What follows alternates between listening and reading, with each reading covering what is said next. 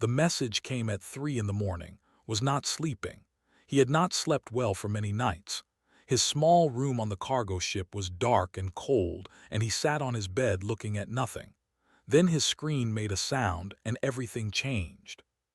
The words were simple and terrible. You have been chosen to fight for humanity in the Galactic Combat Games. Come to Station Omega 7. If you do not come, all humans will be punished. Read the message 3 times. His hands did not shake. He had learned long ago to keep his hands steady, even when his heart was beating fast. This was a skill his grandmother had taught him when he was just a boy in Korea, before the floods took their village, before he left Earth to work among the stars. He was 32 years old. He had been working on the cargo ship Silent Dawn for 3 years, moving boxes and supplies between space stations. It was boring work, but it was honest. The aliens on other ships sometimes laughed at humans. They called them small. They called them weak. They called them children who had only just learned to walk among the stars. Now those same aliens wanted a human to fight in their arena. Knew why. They wanted to show everyone that humans did not belong. They wanted to break a human body on the sand and let the whole galaxy watch. He got up and walked to the small window. Outside, stars burned in the darkness like distant fires. Somewhere out there was Earth, the home he had not seen in 5 years. Somewhere out there were mountains and rivers and the graves of his ancestors. He pressed his hand against the cold glass and thought about his grandmother. She had been a small woman with strong hands and fierce eyes. She had taught him to use a sword before he could read. Our family has always been fighters, she told him once. Not because we love war, but because we had no choice. When enemies came, we stood up. When everyone said we would lose, we won. This is what it means to be Korean. This is what it means to be human. Did not feel like a fighter now. He felt like a cargo worker with tired eyes and sore muscles. But he also knew that he could not refuse. If he said no, Earth would suffer. Trade would stop. Medicine and technology would not come. People would die, and it would be his fault. The door to his room opened. His sister stood there, her face pale in the dim light. She was younger than him by 4 years, but sometimes she seemed much older. She worked as the ship's communication officer, which meant she heard all messages before anyone else. "You saw it," she said. "Yes." "You are going to say no." He shook his head slowly. "I cannot say no, you know this." Came into the room and sat on the edge of his bed. She was wearing her work uniform, wrinkled from a long shift. Her hair was messy and her eyes were red, but her voice was steady. "Then do not just go there to die. Go there to win." Almost laughed. "Win? Do you know what they want me to fight? They are 8 feet tall, they have 4 arms. Their skin is like armor. No human has ever beaten one in combat, not once in 200 years. Then you will be the first. This is not a story for children. This is real. They will kill me." Reached into her pocket and pulled out a small chip. She held it up between 2 fingers like a precious thing. "I have been doing research for weeks now, ever since the rumors started about humans being forced to fight." "What research?" "The rules of the combat games. Every law, every exception, every small detail that no one reads." She smiled, and it was not a soft smile. It was sharp like a blade. "There is something called Article 7. It says that fighters can bring one weapon of cultural importance. It does not say the weapon must be blunt. It does not say the weapon must be safe." Stared at her. "What are you saying?" "I am saying that everyone brings practice swords to these games. Blunt metal that cannot cut. They designed it this way because their scales can stop blunt weapons easily. But if someone brought a real sword, a sharp sword, a sword with history and meaning, they would not allow it. They cannot stop it. I have read the laws 100 times. Article 7 is clear. A weapon with cultural and historical importance can be carried regardless of its condition. Those are the exact words." Sat down heavily. His mind was racing.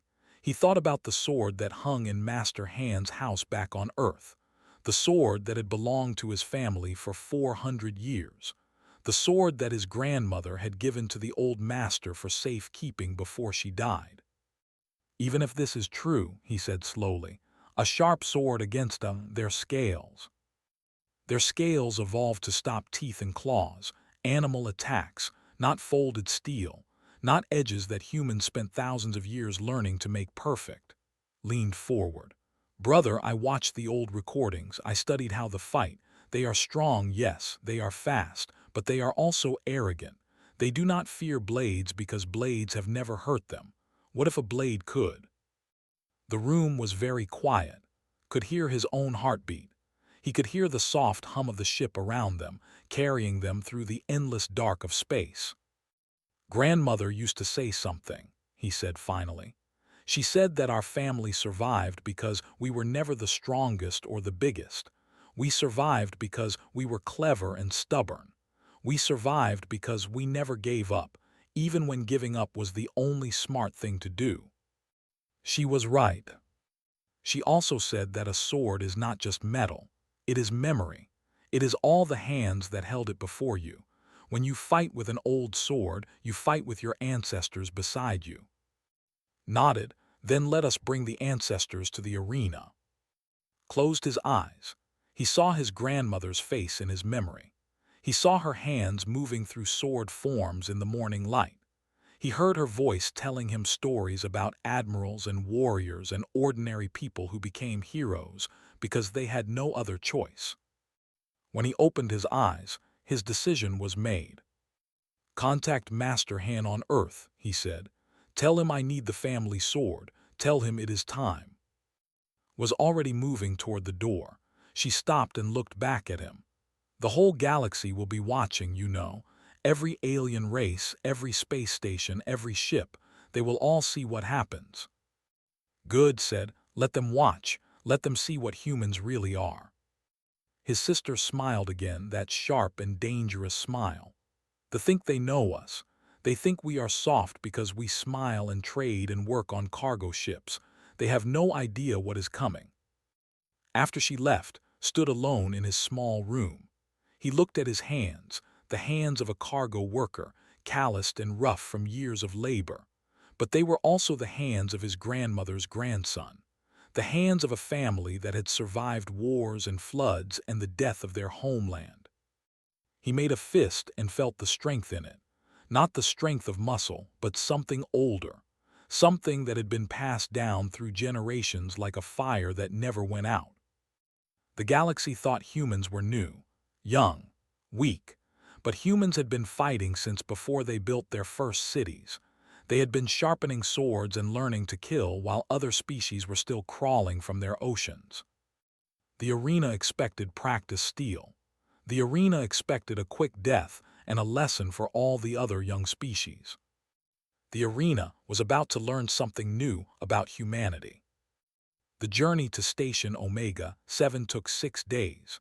Spent most of that time alone in his room, remembering things he had tried to forget. He remembered his grandmother's house in the mountains of Korea before the floods came. He remembered the smell of wood and old paper. He remembered sitting on the floor while she showed him how to hold a sword for the first time. A sword is a simple thing, she had told him.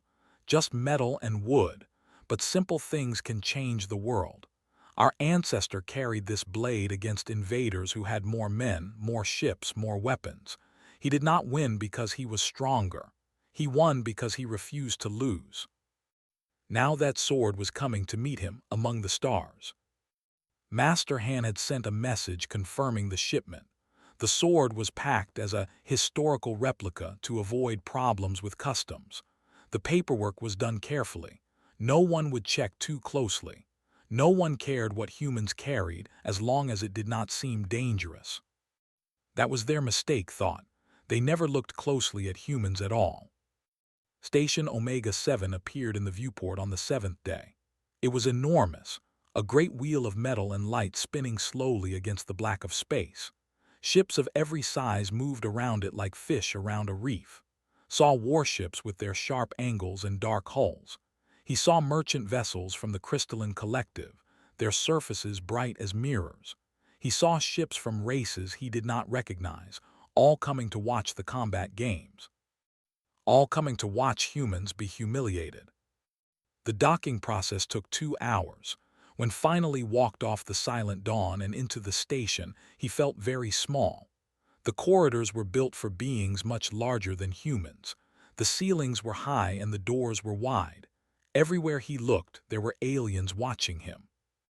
They did not hide their contempt.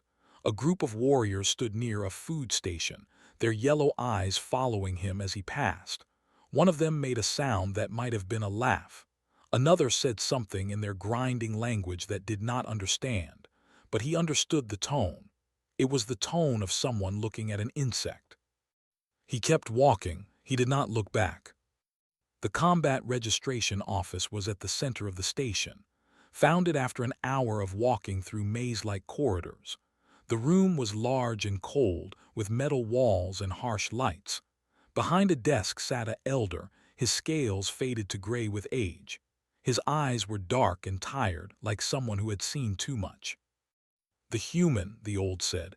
His voice was deep and rough, like rocks grinding together. I am the combat master here. You are smaller than I expected." Stepped forward. "I meet all the requirements. My size is not your concern." Made a sound in his throat. It might have been surprise. Most humans who came here were nervous, shaking, barely able to speak. This one was different. This one had steady eyes. "Very well," said. He looked at a screen in front of him. "You have registered your weapon as a practice blade. For now, I have a cultural artifact being delivered. I will use that instead." "A cultural artifact," leaned forward slightly. "What kind of artifact?" "You will see when it arrives." The old studied him for a long moment. Then he spoke again, and his voice was almost gentle. "Human, I have been combat master for 40 years. In that time, 43 of your kind have come to this arena. 43 have been carried out in pieces. Do you understand what I am telling you?" "I understand that 43 humans lost. I do not plan to be number 44. Your opponent is Lord. He has won 37 matches. He has killed 19 beings. He is the greatest warrior they have produced in a generation." Paused. "The kindest thing I can tell you is that he prefers quick kills. You will not suffer long." Met those ancient eyes without looking away. "Thank you for your kindness. I will remember it." Something flickered in his expression. Not quite respect, perhaps curiosity. He had never met a human quite like this one. "Your quarters are in Section 12, the combat master said. "Report here at dawn on the 3rd day for final inspection. Do not be late." Nodded and left. Behind him, watched the small human walk away with his straight back and steady steps. The old felt something he had not felt in years. He felt uncertain. The quarters were small but clean. Had a bed, a desk, a screen for communication. It was better than his room on the cargo ship. He sat on the bed and opened a secure channel to Earth. The face that appeared on the screen was old and lined with years. Master Han had been the keeper of the family sword for 3 decades. He had trained with his grandmother. He had taught Young the old forms when the boy visited Korea during school holidays. "It is done," Master Han said without any greeting. "The sword is on a fast ship. It will arrive tomorrow." "Thank you, Master." "Do not thank me yet."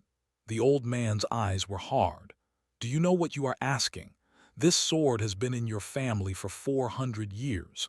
Your ancestor carried it when the Admiral made his final stand. It has never left Earth before." "I know. If you fail, if you die, they will take it. They will melt it down or put it in a museum. It will become a trophy for their victory."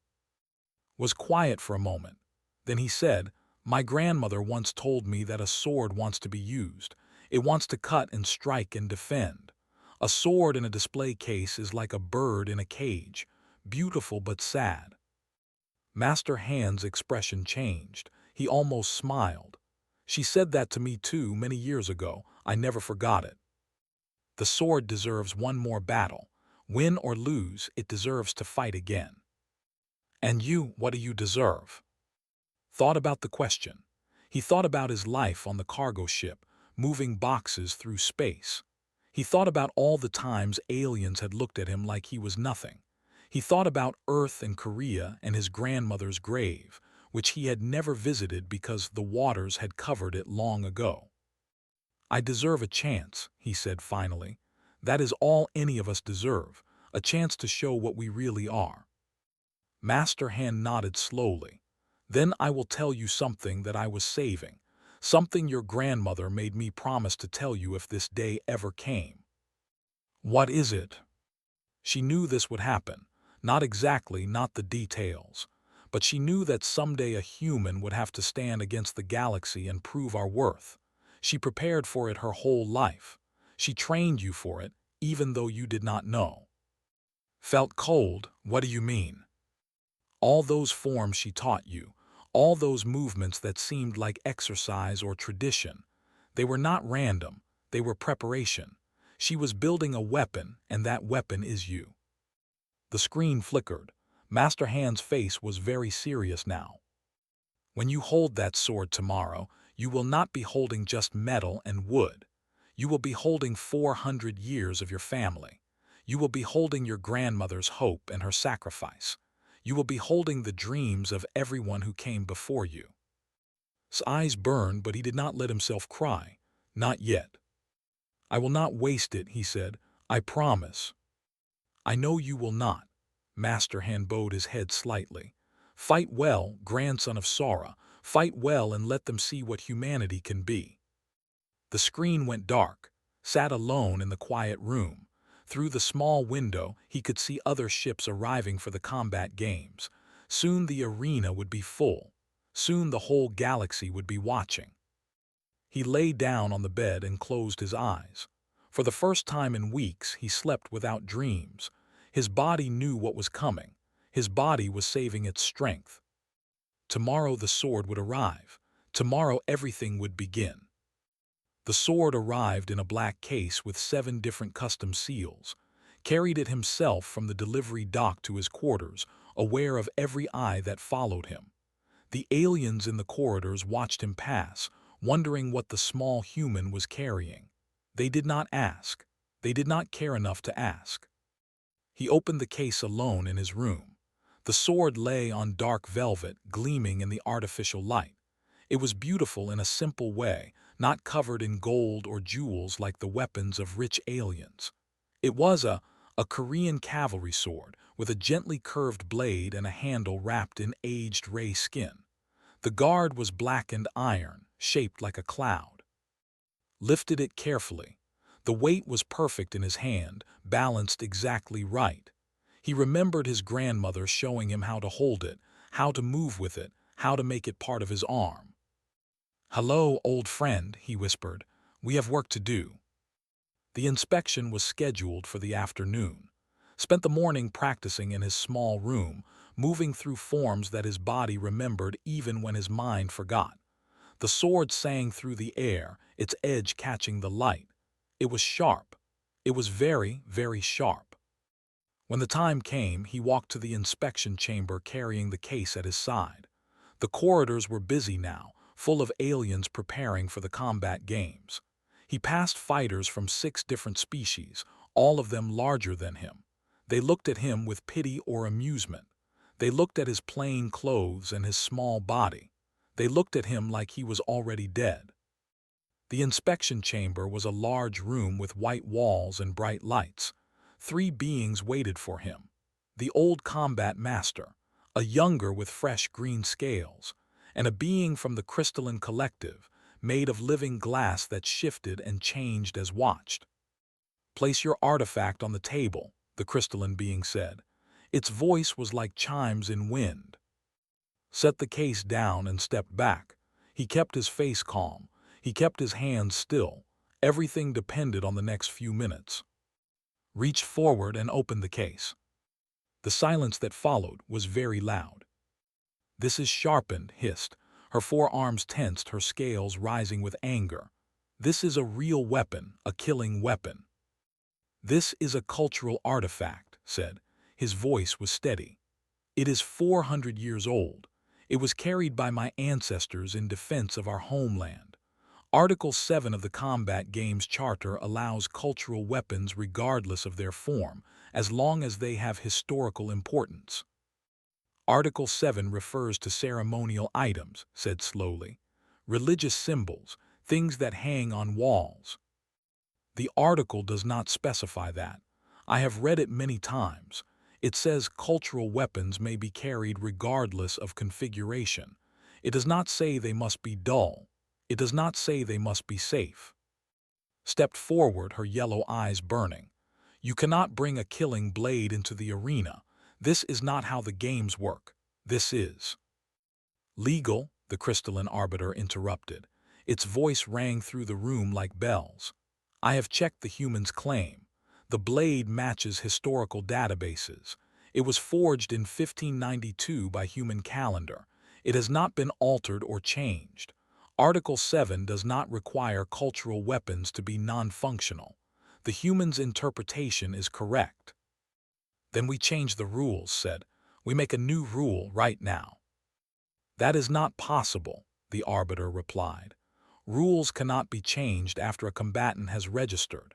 This law was created by the Third Convention to prevent species discrimination. If you change the rules now, you prove that the games are unfair. You prove that they were designed to hurt weaker species. The room fell silent again, could feel the tension like a physical weight. The two stared at him with something new in their eyes, not contempt anymore, something closer to fear. Spoke first. His voice was quiet, thoughtful. 400 years. Your people have had star travel for less than 200 years, but you bring a weapon that is 400 years old. Yes. Why? Lifted the sword from its case. He held it in both hands, the blade horizontal before him. Because this sword has never lost. Because the man who carried it faced invasion with 13 ships against 300. Because when everyone said he should surrender, he attacked instead. And he won. One man. Admiral Yi Sun Sin. He is a hero to my people. He never lost a single battle, even when the odds were impossible. He fought with ships that were old and crews that were tired. He fought against enemies who outnumbered him in every way. And he won, again and again, because he refused to accept defeat. Was staring at the blade now. The old had seen thousands of weapons in his long life. He had seen energy swords and plasma cutters and vibrating death needles from species that humans had never heard of. But there was something about this simple steel blade that made him uneasy. Do you truly believe, he asked softly, that this sword will save you? I believe that your people have forgotten what a sharp blade means. Met the old warrior's eyes. You have been masters of combat for so long that you have stopped being afraid. You have designed these games so that you always win. You bring practice weapons and blunt steel because your scales stop everything. But you have never faced a blade that was made to cut through armor. You have never faced people who spent centuries learning how to kill things bigger than themselves. Made a sound of disgust. Pretty words, Lord will still tear you apart. Perhaps, but I will make him bleed first. And when the galaxy sees a human drawing blood, they will remember. They will know that we are not the weak children you think we are. The crystalline arbiter moved forward, its glass body chiming. The inspection is complete. The artifact is an approved. The human may carry this weapon in the arena. This is wrong, said. This is not how things are supposed to be. No, said quietly. This is exactly how things are supposed to be. He looked at with something almost like respect. We made these games to test warriors. We forgot that real warriors adapt. We forgot that real warriors find ways to win. Slid the sword back into its case. His hands were steady. His heart was calm. The hardest part was done. Now he just had to survive the fight. I will see you in the arena, he said, and walked toward the door. Human called out. Stopped but did not turn around. Your admiral, the one who fought with 13 ships, how did he die? He died in his final battle. An enemy bullet found him when victory was almost complete. His last words were to his men. He told them not to announce his death until the battle was won. He did not want his people to lose hope. And did they win? Yes, they won, and Korea was saved. Looked over his shoulder. My grandmother always said that the admiral's spirit lives in that sword. She said that as long as someone carries it with courage, he fights with them. He left the room. Behind him, the three inspectors stood in silence. Finally spoke. It is just a sword. It is just metal and wood. It cannot make a human stronger. Shook his head slowly. No, it is not just a sword. It is 400 years of belief. It is generations of warriors who refuse to give up. It is memory made solid. He paused. I have lived a long time. I have learned that belief can be more dangerous than any weapon. You think the human can win? I think, the old combat master said, that for the first time in many years I do not know what will happen, and that makes me afraid. The crystalline arbiter made no sound, but its glass body reflected the lights in strange patterns, as if even it was uncertain of what was coming. 2 days until the fight. 2 days until the galaxy learned what humanity truly was. The arena was built to hold 30,000 spectators, and every seat was full. Beings from across the galaxy had come to watch the combat games. They came from planets of ice and planets of fire, from space stations and colony ships, from the oldest civilizations They came to see blood. They came to see a human die. Giant screens floated above the sand, showing the fight to billions more across the stars. News channels from every major species were broadcasting. Commentators spoke in dozens of languages, all saying the same thing. Today humanity would learn its place. Stood in the fighter's entrance, looking out at the arena. The sand was white and pure, raked smooth for the combat. The walls were high, made of dark metal that had seen centuries of blood. The lights were bright, leaving no shadows to hide in. He wore simple clothes, a white, the traditional Korean training uniform. His feet were bare so he could feel the ground beneath him. In his hands he held his family's sword, 400 years of history and hope. His sister's voice came through a small speaker in his ear, was watching from the silent dawn, orbiting far above the station. The whole ship is watching, brother. The whole Earth is watching. We believe in you. Thank you, he said quietly. Remember what grandmother taught us. Remember who you are. I remember. The speaker clicked off, was alone.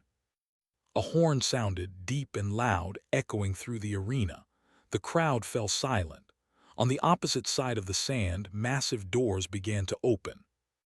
Lord emerged into the light. He was enormous, 8 feet tall, with scales of deep blue that shifted and gleamed as he moved. He had 4 arms, each one thick with muscle, each one holding a different weapon, a long spear in his upper right hand, a curved short sword in his upper left, a heavy shield on his lower left, a spiked mace in his lower right. His eyes were yellow and cold, the eyes of a predator. He looked across the arena and his mouth opened in what might have been a smile. So, the champion called out, his voice booming across the sand, they send me a child to fight. I was hopping for a challenge. The crowd laughed, thousands of voices joining together in mockery. Said nothing. He walked forward onto the sand, his bare feet leaving small prints in the white surface. He stopped in the center of the arena and faced his enemy. Moved closer, each step shaking the ground slightly. He stood 3 times mass, covered in natural armor that had never been pierced by any blade. He had killed 19 beings in this arena. He had never lost. They told me you brought a real sword, said. A sharp one. I respect this choice. It shows you have courage even if you have no sense. Raised the before him. The blade caught the light, gleaming bright. It shows, he said calmly, that you have never faced a human who was ready to fight. The crystalline arbiter floated above them, its voice ringing through the arena. This match follows standard rules. Combat continues until one fighter yields or cannot continue. Let your ancestors witness your honor. Begin. A chime sounded. Attacked. He moved faster than something so large should be able to move. His spear thrust towards chest, a killing strike meant to end the fight in one blow. At the same time, his mace swung in from the side, closing off escape. Any normal fighter would have retreated. Any normal fighter would have tried to block or dodge. Stepped forward into the attack. The crowd gasped. This was suicide. This was madness. But was not being mad.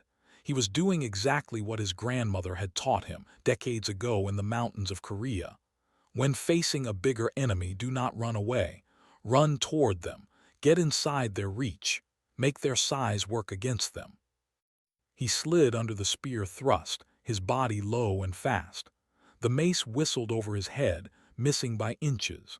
And in that moment of chaos, when was extended and off balance, struck. The sang through the air. It hits forearm, the one holding the mace, and it did not bounce off. It did not slide away. It cut deep into the scales, splitting them open, drawing blood. The arena went silent. Stumbled back, staring at his arm. Blue blood was flowing from the wound, dripping onto the white sand.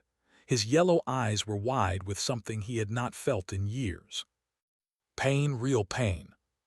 Your scales, said softly, circling now, his bare feet moving in patterns that were older than space travel, are beautiful. They evolved to stop teeth and claws, animal attacks, but they did not evolve to stop steel that was folded 1,000 times. They did not evolve to stop edges that my people spent centuries making perfect. You cut me, said. He sounded amazed. You actually cut me. I will do it again. Roared. It was a sound of rage and wounded pride, echoing through the arena. He attacked again, all four arms moving in deadly patterns, weapons spinning and slashing from every direction. Did not try to block. He did not have the strength to stop those blows directly. Instead, he flowed like water, always moving, always just out of reach. He let the spear pass over his shoulder. He ducked under the sword. He stepped around the mace. And every time there was an opening, he struck. A cut across the shield arm, a slash along the thigh, a deep wound in the side where the scales were thinner. The white sand turned blue with blood. The crowd was no longer laughing. They were no longer mocking. They were watching in stunned silence as something impossible happened. A human was winning. A small, soft, weak human was cutting the greatest warrior of a generation into pieces. Hal gasped. He was slowing down now, his wounds draining his strength. How are you doing this? 400 years, said. He was breathing hard, his arms aching, but his voice was still calm. This sword is 400 years old. In that time, my family has used it against enemies in armor, enemies on horses, enemies with guns and cannons. We have spent generations learning how to cut through protection, how to find the weak spots, how to make every strike count. He moved again, flowing around a desperate spear thrust. Your people have ruled these games for 600 years. You have become so confident that you stopped learning, you stopped growing. You look at smaller species and see only weakness. The flashed, opening another wound. But we never stopped. We never stopped fighting, never stopped learning, never stopped getting better, because we had to, because the universe never let us rest. Dropped his mace. His lower right arm was hanging useless, the muscles cut too deep to work. He swung the spear with his remaining strong arm, a wild, desperate attack. Stepped inside it. The spear passed behind him, and he brought the down in a strike that his grandmother had taught him when he was just a boy. The spear fell from his grip.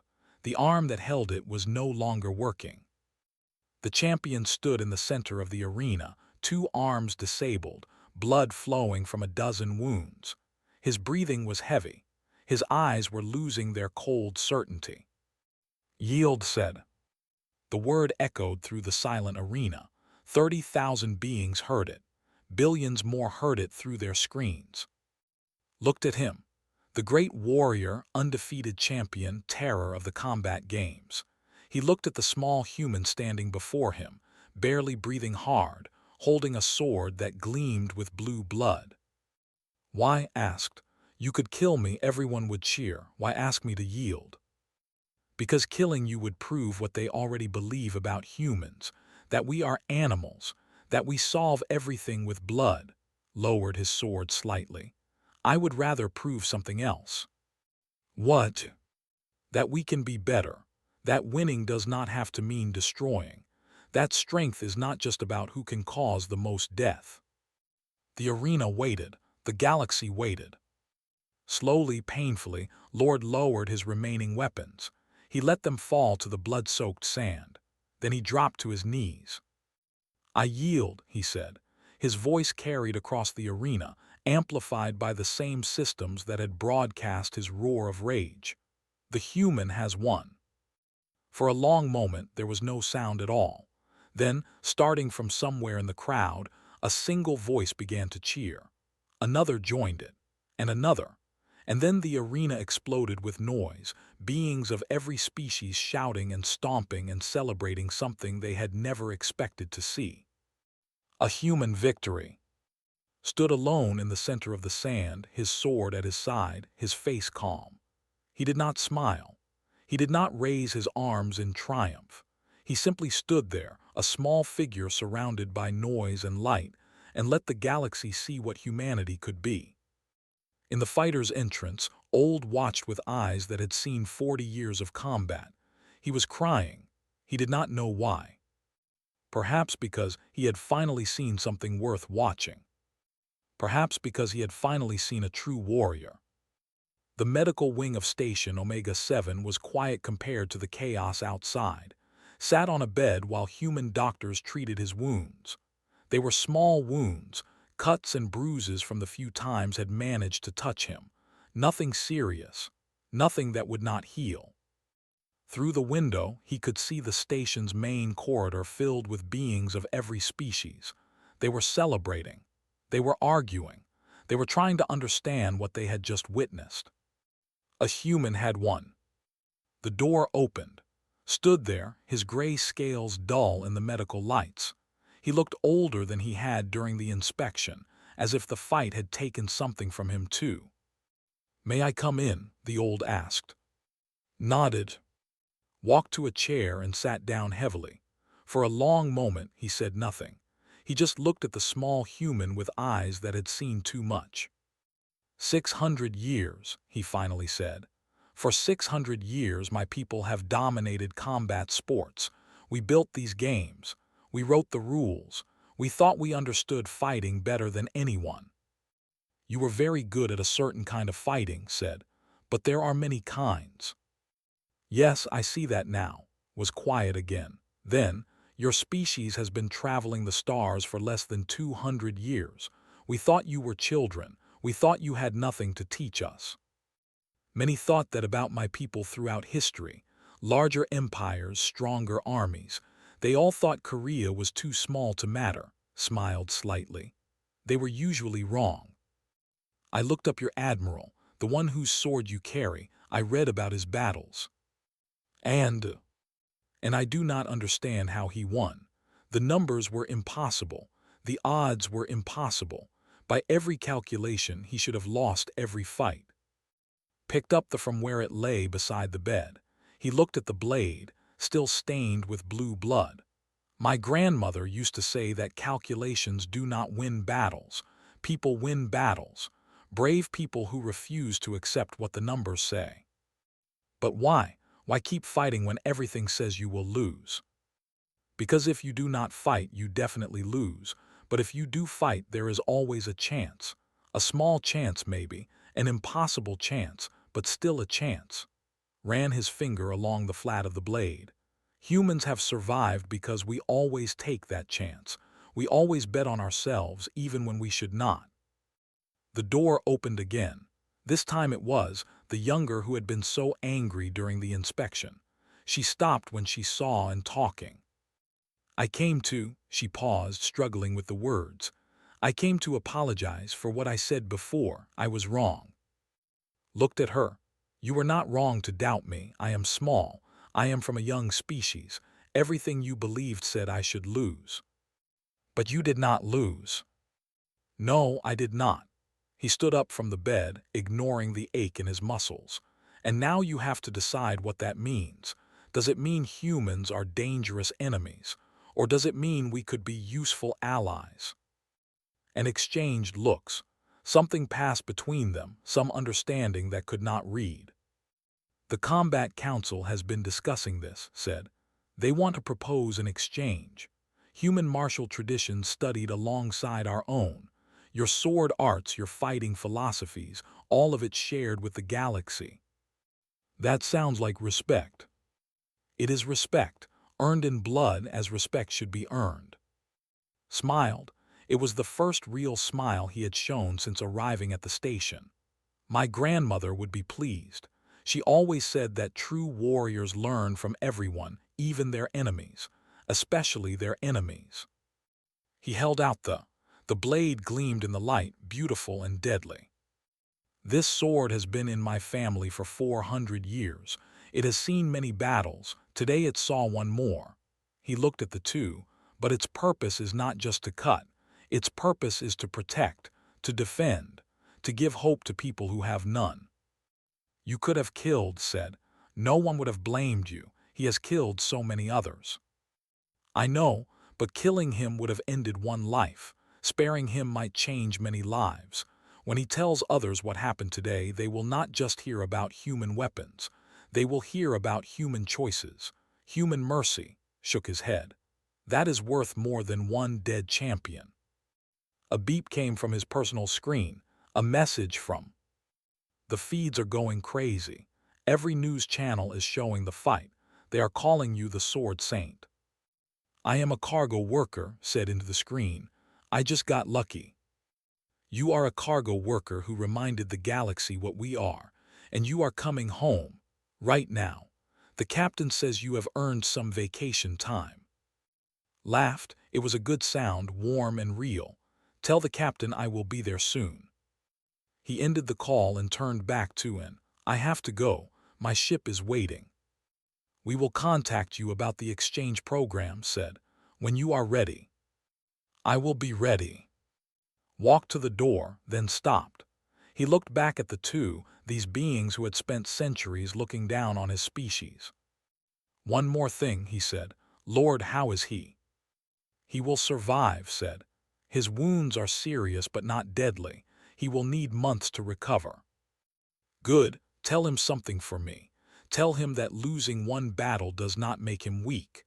Tell him that the greatest warriors are not the ones who never fall. They are the ones who get back up, again and again, no matter how many times they are knocked down. This is what your admiral taught. This is what all of our ancestors taught. Every human who ever lived and struggled and refused to give up. This is what we are." He left the medical wing and walked through the station's corridors. This time, the aliens who watched him did not look at him with contempt. Some looked with fear. Some looked with respect. Some looked with something like wonder. A human had won. The journey back to the Silent Dawn took an hour. When finally walked onto his ship, the whole crew was waiting for him. Humans and a few friendly aliens, all of them cheering and clapping, pushed through the crowd and threw her arms around him. "You did it," she said. "You really did it." "We did it," he corrected. "You found the loophole. Master Hand sent the sword. Grandmother trained me. This was not just my victory. It was humanity's victory." Yes, it was. Later, when the celebration had quieted and the ship was moving through space toward home, stood alone in the observation deck. He held thee in his hands, looking at the blade. The blood had been cleaned off, but he imagined he could still see traces of blue along the edge. He imagined he could feel the weight of what had happened, the weight of history changing. "Thank you," he whispered. He was not sure if he was talking to the sword or to his grandmother or to all the ancestors who had carried this blade before him. Maybe all of them, maybe none of them.